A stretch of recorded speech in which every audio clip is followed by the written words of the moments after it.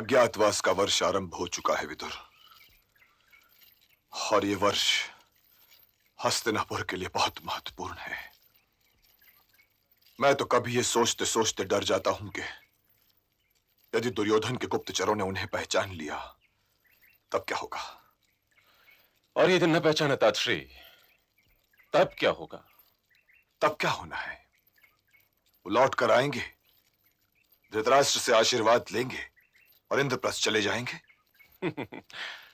क्या आपको विश्वास है तातश्री कि उनके लौट आने के पश्चात दुर्योधन उन्हें इंद्रप्रस्थ दे देगा?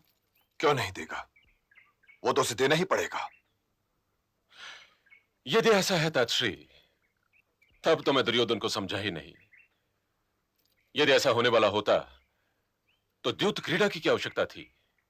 द्रौपदी वत्सहरण क्यों होता और अज्ञातवास की क्यों ठहरती? बोलिए तातश्री। दुर्योधन ऐसा तो नहीं कर सकता विदुर। यह तो आप अपने मन को बहलाने का प्रयत्न कर रहे हैं तातश्री। आप भली भांति जानते हैं कि दुर्योधन क्या कर सकता है। दुर्योधन तो अंधकार है तातश्री, अंधकार।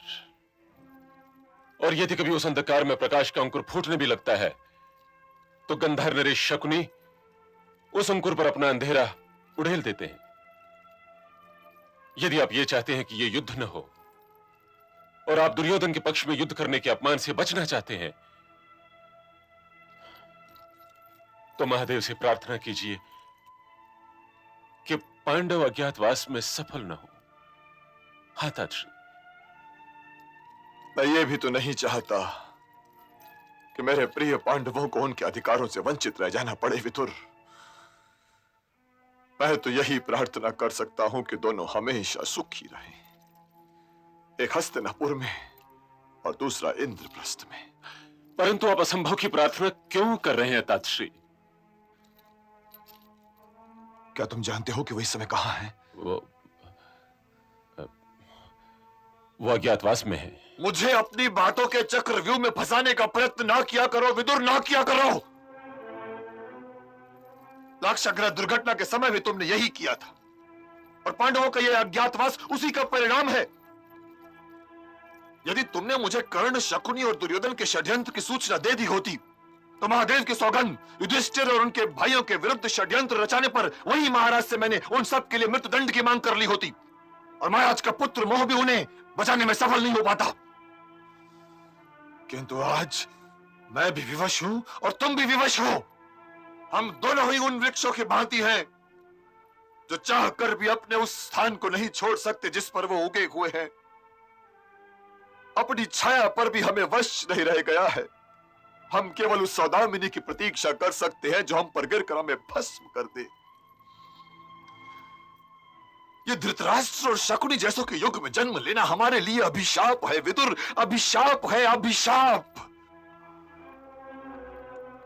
हस्तिनापुर की राजनीति का आधार केवल निहित स्वार्थ बनकर रह गया है, जिसमें देश प्रेम के लिए कोई स्थान नहीं है विदुर, कोई स्थान नहीं है। ये मेरे लिए तो दुर्भाग्य है ही विदुर, किंतु ये मेरे हस्तिनापुर के लिए भी दुर्भाग्य है। हस्तिनापुर मेरे सपनों का खंडहर बनकर रह गया है विदुर, खंडहर बनकर रह गया है।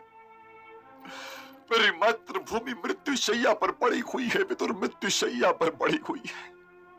उसे बचाने का प्रयत्न करो, और उसकी औषधि राजनीति नहीं, देश प्रेम है विदुर, देश प्रेम। मैंने कभी नहीं सोचा था कि मेरा ये हस्तिनापुर एक दिन अपने धृतराष्ट्रों, अपने शकुनियों और अपने दुर्योधनों के हाथों का खिलौना बनकर रह जाएगा। हे मातृभूमि, अपने इस गंगा पुत्र भीष्म को क्षमा कर दे। ये जो कुछ हो रहा है मैंने कभी सोचा भी नहीं था, मैंने कभी चाहा भी नहीं था, और ये जो कुछ हो रहा है उसे रोक पाना भी मेरे वश में नहीं है, क्योंकि वर्षों पहले मैंने तेरे ही हित में अपनी नीति ज्ञान की आंखों पर पट्टी बांध ली थी, पट्टी बांध ली थी माते, पट्टी बांध ली थी। देश प्रेम पर स्वार्थ ने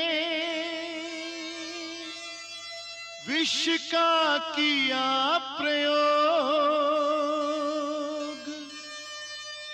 भीष्म विदुर दोनों विवश